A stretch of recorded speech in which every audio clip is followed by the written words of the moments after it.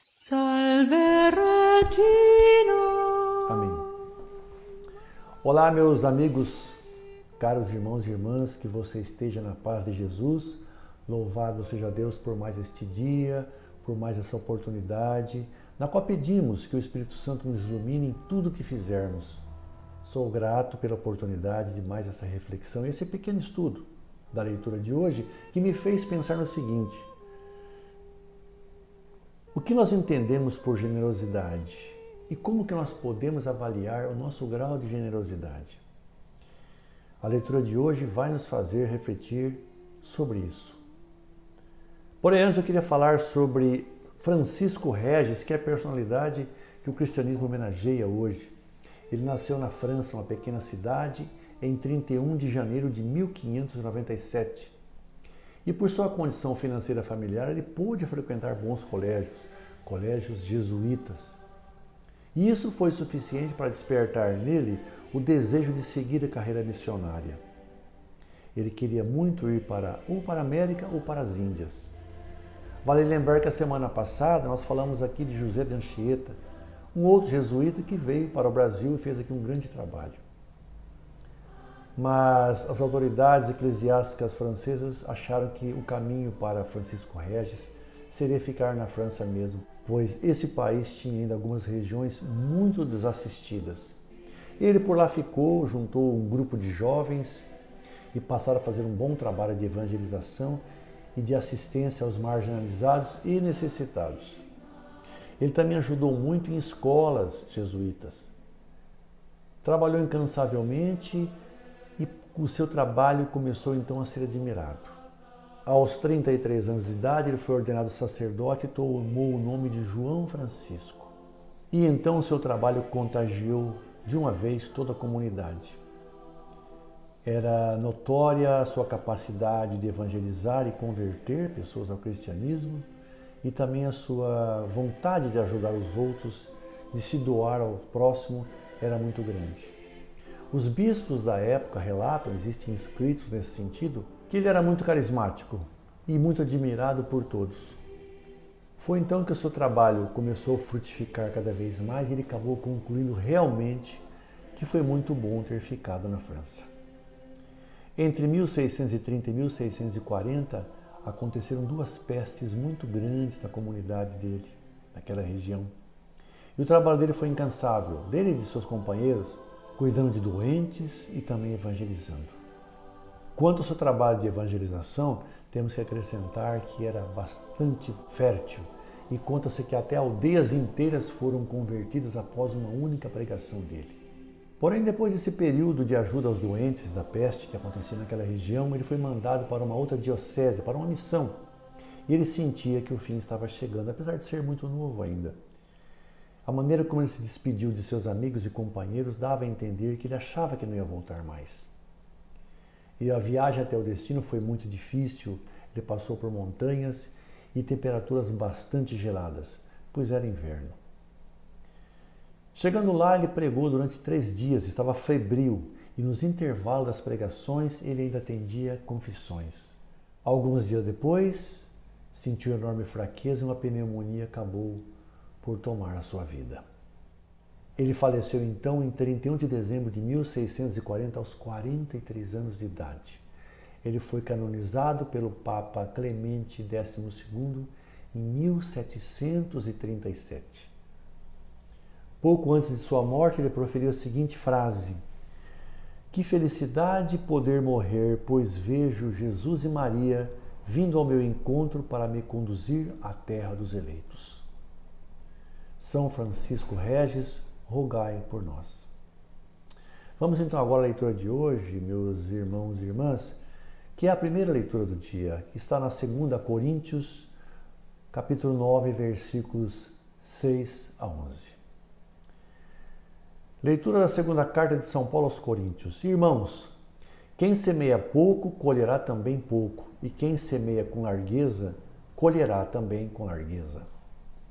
Dê cada um conforme tiver decidido em seu coração, sem pesar nem constrangimento, pois Deus ama quem dá com alegria. Deus é poderoso para vos cumular de toda sorte de graças, para que em tudo tenhais sempre o necessário e ainda tenhais de sobra para toda obra boa. Como está escrito, distribuiu generosamente, deu aos pobres, a sua justiça permanece para sempre. Aquele que dá a semente ao semeador e lhe dará o pão como alimento, ele mesmo multiplicará as vossas sementes e aumentará os frutos da vossa justiça. Assim ficareis enriquecidos em tudo e podereis praticar toda espécie de liberalidade que, através de nós, resultará em ação de graças a Deus. Palavra do Senhor, graças a Deus. Meus amigos, irmãos e irmãs, como eu disse, esse texto de hoje me fez refletir bastante sobre o que é a generosidade.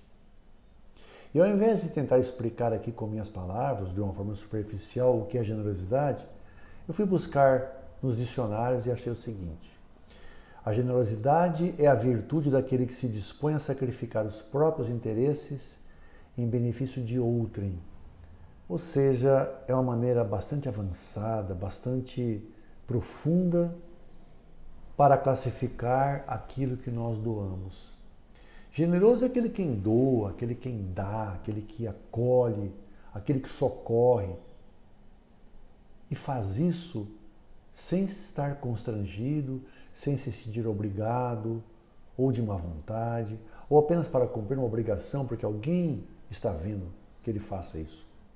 O generoso faz tudo isso e mais um pouco até com alegria e amor no coração. E o texto de hoje esclarece: Deus se alegra com quem semeia com largueza, quem dá realmente com generosidade. A colheita será farta, ao contrário daqueles que não fazem, que fazem com reservas ou com má vontade, ou em quantidade realmente muito aquém daquilo que ele pode dar. Deus então realmente ama quem dá e quem serve com alegria. Porém, como sermos generosos, como ajudar aqueles que necessitam? Nós temos que doar aquilo que acharmos que podemos doar, que não vai ferir a nossa condição, mas tem que ser coisa realmente que sirvam para ajudar. E principalmente, aquilo que você for doar, seja dinheiro, seja comida, seja uma roupa, ou o que seja feito com muita alegria no coração e principalmente que você saiba e consiga avaliar o bem que aquilo vai fazer àquela pessoa que você está ajudando. Não devemos doar, por exemplo, roupas que não servem mais, que estavam ali para ser atiradas ao lixo, que a gente aproveita para se desfazer, dando para alguém. Nós não podemos dar as sobras, nós temos que doar alguma coisa de nós. Pode ser até uma palavra de consolo, pode ser alguma ajuda pessoal, porém tem que ser alguma coisa feita de muito boa vontade e que seja algo nosso. Eu me sinto privilegiado, pois conheço pessoas verdadeiramente generosas. Eu busco me espelhar nelas para fazer também meu trabalho de ajuda aos outros. Graças a Deus, aqueles mais necessitados podem contar com essas almas caridosas que estão sempre prontas para doar de si, para encabeçar uma lista, para abraçar uma causa, desde que seja para ajudar alguém. Isso é muito bom. Bem, agora temos aquele ponto que às vezes dá margem a algumas discussões, algumas controvérsias. A questão do dízimo. Antes de falar alguma coisa sobre o dízimo, aquela oferta que se dá no templo, eu quero dar aqui meu testemunho, que quando eu passei a ofertar com regularidade, muitas coisas mudaram em minha vida. O dízimo não é um pagamento que você faz à igreja. Pagamento você paga o clube de serviço que você frequenta, clube de campo, as mensalidades que você tem que pagar para os serviços que você utiliza. O dízimo é um reconhecimento, é um agradecimento, uma devolução das graças que você recebe todos os dias e muitas vezes nem se dá conta. A saúde que você tem, os seus filhos, o lar que você mora, a comida na sua mesa, tudo isso são graças que Deus coloca em nossas vidas e nós temos que reconhecer isso. Quanto à contribuição na igreja, meus amigos, ela é necessária para manter. Muitas vezes a gente passa por uma igreja e entra para passar alguns momentos de reflexão a sós com Deus. Que bom entrar naquele lugar bonito, bem arrumado, limpinho, não é? Existem pessoas que trabalham para aquilo até sem ganhar. Mas mesmo assim, existem aqueles que são remunerados, as despesas que existem para a manutenção daquilo em ordem. Esses custos e mais o custo dos trabalhos de evangelização devem ser cobertos com nossos donativos. Apenas temos que observar uma coisa: cada um sabe o quanto pode dar, desde que seja com amor, com alegria e que não vai ferir a sua condição.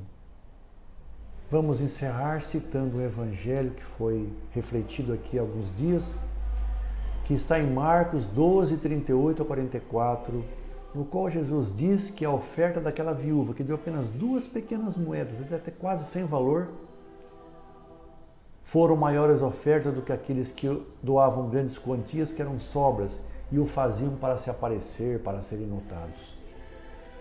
Não importa o quanto você doe, mas tem que ser alguma coisa sua, alguma coisa que você pode dispor e que vai dispor com alegria e vai fazer bem para alguém.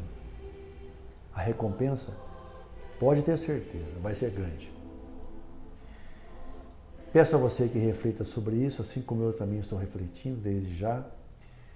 Louvado seja nosso Senhor Jesus Cristo, para sempre seja louvado. Espero revê-los aqui semana que vem, se Deus quiser, e Ele há de querer. Fique com o meu abraço, tenha uma ótima semana e um bom dia. Até mais.